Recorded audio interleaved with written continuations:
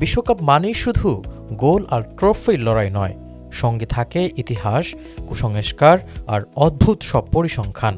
2026 বিশ্বকাপের শেষ মুহূর্তে এসে 3টি অভিশাপ স্পেনের শিরোপা স্বপ্নকে যেন আরও উজ্জ্বল করে তুলেছে। প্রথম অভিশাপের শিকার হয়েছে ফ্রান্স। বিশ্বকাপ ইতিহাসের বর্তমান ব্যালন ড'র জয়ী ফুটবলারকে দলে নিয়ে কোনো দেশ কখনো বিশ্বকাপ জিততে পারেনি। এবার সেই দলে ছিলেন উসমান দেমবেলে। এ কারণেই কি ফ্রান্স থেমে গেছে সেমিফাইনালেই? দ্বিতীয় অভিশাপ আর্জেন্টিনার সামনে। ফিফা র্যাঙ্কিংয়ের 1 নম্বর দল হয়ে বিশ্বকাপ জেতার নজির আজও নেই। এবার সেই কঠিন ইতিহাস বদলানোর চ্যালেঞ্জ লিওনেল মেসিদের।